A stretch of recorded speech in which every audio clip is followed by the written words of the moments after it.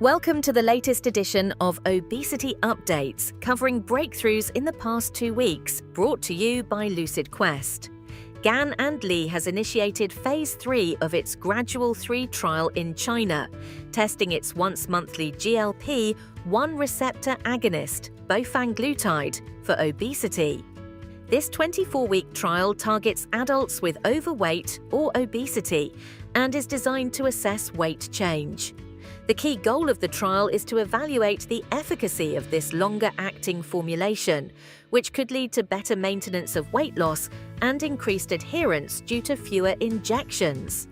Full results from the trial will be crucial in shaping prescriber preferences and payer decisions.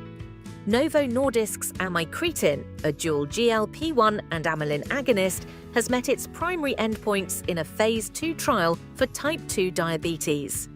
The trial, conducted with 448 adults on metformin with or without an SGLT2 inhibitor, compared weekly subcutaneous and daily oral regimens over 36 weeks. Amycretin demonstrated statistically significant reductions in HbA1c and weight, with mild to moderate gastrointestinal side effects reported. These promising results position amycretin as a potential treatment option in the management of type 2 diabetes, pending further trials. Innovent has announced that its 9 mg dose of mazdutide, a GLP-1 receptor agonist, has been accepted for supplementary filing by the NMPA in China. This follows the completion of the Glory 2 Phase 3 trial, which demonstrated a significant mean weight loss of approximately 18.6% at week 60 compared to placebo. Additional metabolic improvements were also observed, and the drug was well tolerated. The NMPA's acceptance of this filing may open the door for wider access to this treatment for patients with moderate to severe obesity. Novo Nordisk has filed for a US supplemental new drug application for its higher-dose Wegovy 7.2 mg under an expedited review pathway.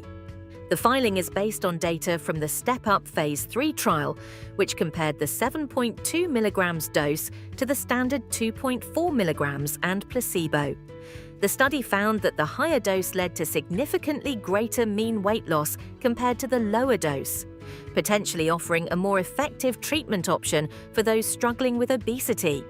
The World Health Organization has issued its first global guideline for the use of GLP-1 medications in treating adult obesity. The guideline, released in December 2025, recommends conditional use of liraglutide, semaglutide, and tirzepatide in adults, excluding pregnancy. The WHO also emphasizes the importance of combining GLP-1 medications with intensive behavioral interventions for better outcomes. This guideline marks a significant step in addressing obesity as a chronic disease and may influence prescriber choices globally. Novo Nordisk is planning a large global pediatric trial to study its next-generation obesity treatment, CagriSema, in children. The trial will involve approximately 460 children aged 8 and older and will compare CagriSema with Wegovy, cagrilintide, and a placebo over a 68-week period. This trial is part of Novo's strategy to explore the potential of higher doses and longer-term efficacy of CagriSema, following less-than-expected results in adult trials.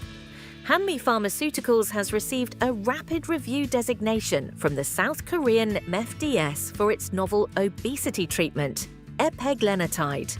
The Global Innovative Fast Track designation offers faster timelines for review, which could expedite the approval process.